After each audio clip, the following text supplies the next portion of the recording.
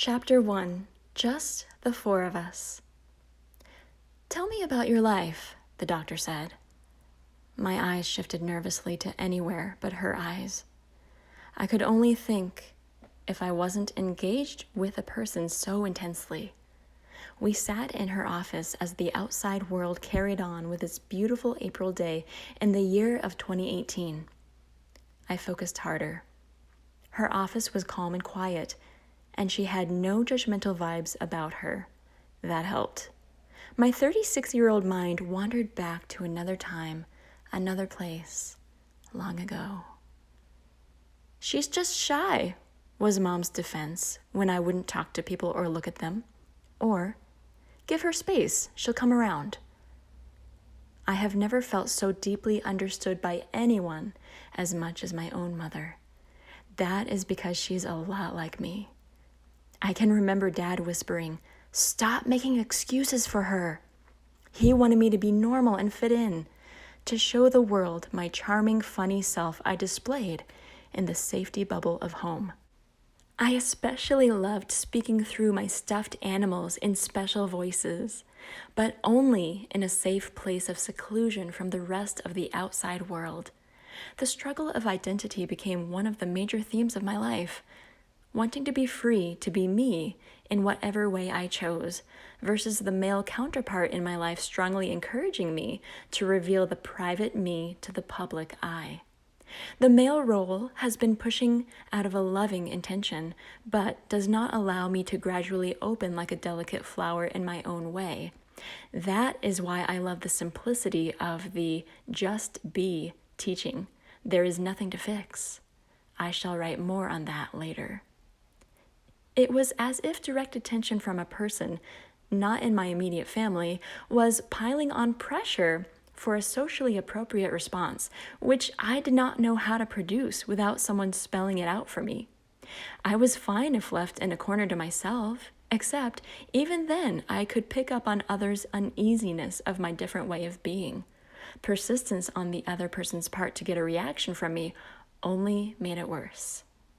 At church, I would hide behind Mom if someone tried to talk to me. As I grew into a teenager, she would be the one to get behind me and say, "Hide me, Jewel." She had no judgment or resistance from me. I understood. She grew up in a poor, abusive household, although she has never seen herself as a victim because of it. I am proud of her. She didn't model boundaries in certain situations, but she did model unconditional love. She was blessed to have had her own home business as a seamstress and dressmaker, so she could be present when my brother and I got home from school. Dad, on the other hand, grew up in a more, quote, normal household and is a very outgoing person who can relate to just about anyone. He loves to be well liked by those around him. His occupation for most of our lives was a preacher at a conservative Christian church. He used to tell me, "You want a friend, you gotta be a friend, Jewel."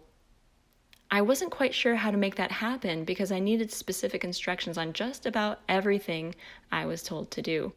Furthermore, I didn't actually desire friends the way he was describing them, so instructions may not have helped me in this endeavor.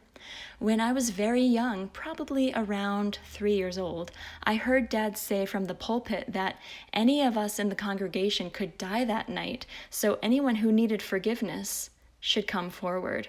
As he tucked me into bed that night, I started crying. I was afraid to die. What if I wasn't good enough for heaven? It seemed so final. He assured me I would live a long life and I was perfectly pure as I was. I wondered how he knew all these answers. Dad tried to get me involved in as many things as he could. I love that he tried so hard. That is how he showed he cared about my social well-being and future. His sports suggestions got a resounding no from me. I was not coordinated at all. I wanted to play and draw in my room, my world. No teams or strange rules to guess about there. No worries about my clumsy way of moving around. I just wanted alone time. It fed and refreshed me in a way nothing else could. The art of expressing this or any other need eluded me for a very long time. Once, at a huge family reunion, he tried to get me to play basketball with the other kids. Previously, I had been blissfully listening to the adult conversations, occasionally trying, unsuccessfully, to add what I thought were funny quips. Dad told me again, "Go play with those kids where you belong." I looked at the stranger kids. I felt no sense of belonging to them or know-how of the game they were playing.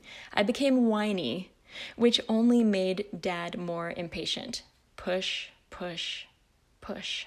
Suddenly, I lost all control and started bawling. Why wasn't I allowed to just sit and listen? Was it because I had to appear normal in front of everyone? Dad learned something that day. Pushing did not make me normal. It sent me over the edge of holding it all together. Sanity's edge. It made me feel that simply being as I wasn't good enough, that the very core of me was not good, not safe, defective. My little oversensitive heart just could not bear that feeling, not even for 1 second, no matter how well-meaning Dad's intentions had been. When I was just 7 years old, I acquired a church-going nemesis. He was probably in his 50s, and he would peer at me from the other side of Mom's dress. "Are you going to talk to me today? He asked again and again, taunting me. I hated him. Every single church service, I got the same stupid question from him. I felt he made a fool of both of us. He would cackle at my silence and shamed look. It hurt my ears. All the other adults left me alone, and eventually I would respond with a word or two to them, if I felt they were safe. Eventually.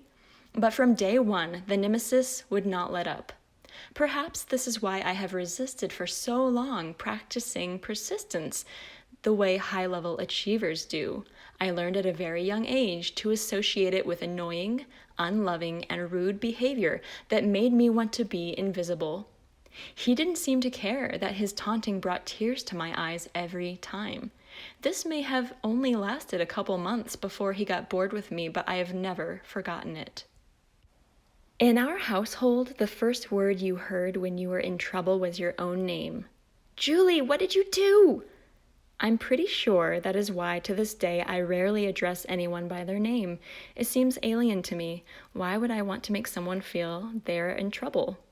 I still flinch inside when someone says my own name to me, no matter how jovial or non-threatening they sound. Someone once told me, "You know, people like to hear their name as you talk to them. It makes them feel important."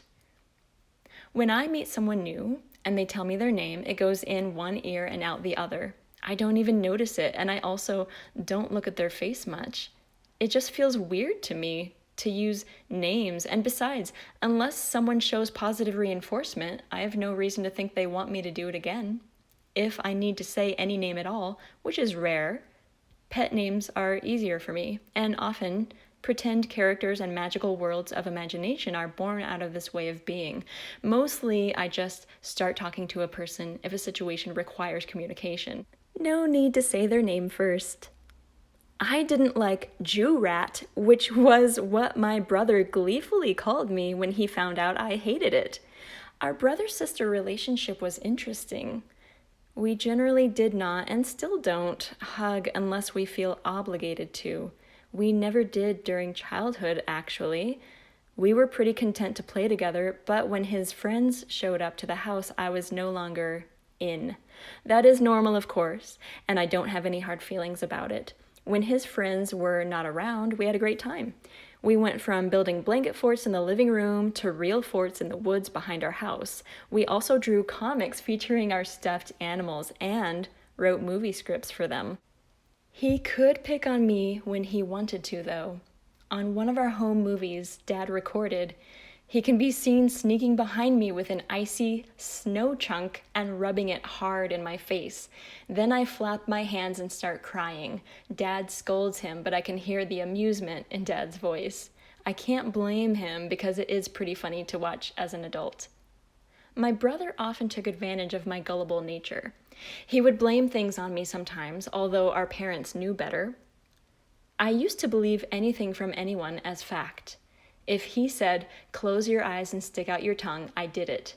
Dirty underwear did not taste good. When I was 3 or 4, we played the card game Old Maid.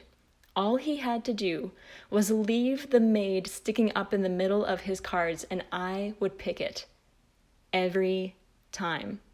Then I would cry to Mom and Dad. It was actually traumatic to feel the game was rigged, and everyone was in on it but me.